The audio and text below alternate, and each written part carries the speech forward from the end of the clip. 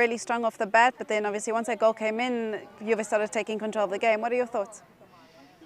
Yeah, football's a cruel game, isn't it? You know, could have been 2-2, could have been 3-2 to them. You know, we also hit the post and we hit the crossbar and had a couple of glorious chances also. But yeah, they got us where we spoke about during the week, that they'd hit us long on the break to the number 29, and you know, Gago's a good player. But we just, our distances were too long. We weren't putting any pressure in midfield. We got long. You know, our pressing from the front was too all over the place, and you know, we probably should have got punished. Previously, in previous games, we've seen a lot of the ruthlessness in front of goal lacking a little bit at times. But today, once that goal came in, obviously we started scoring a lot more. With 4 goals, it's good to have in the confidence booster ahead of this week. Yeah, look, I mean, you know, chances. You take chances. You don't take chances. That's football.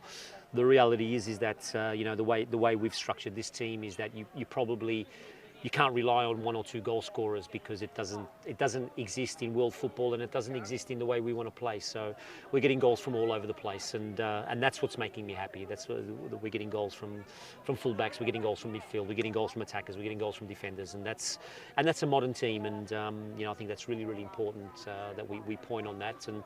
And the reality is, when the goals come, they come thick and fast.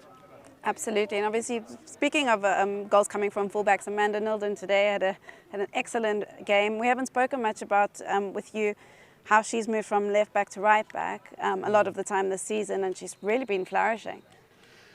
Look, I mean, obviously a talented player, and you know, the idea is to overload wide areas, but also be able to come inside. And once you're inside, you know, you eliminate plays, and left footers can do that on the right hand side, and they're very good. She's very good at coming inside, and you know, created a goal, scored a couple herself, and you know exactly what that position requires. And but the build up towards those goals was good, and that was the most important thing, to get her in those positions where she can really hurt teams.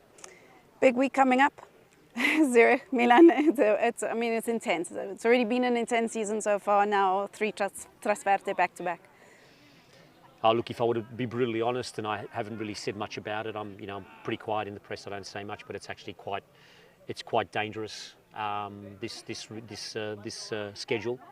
I think the fact that they couldn't move games to yesterday and push one next Sunday from Saturday to Sunday, I think is quite abominable. I'll be honest with you. You're putting the health of players at risk, and that's the most important thing. It's not about football. It's not about scheduling. It's not about, you know, the little amount of money we get from television. It's about the players' welfare and the players' health, and you know, no excuses. We'll take every game as it comes, and you know, we're prepared, we're ready. But when the players' health is at risk, I think someone needs to be made accountable, and you know, I think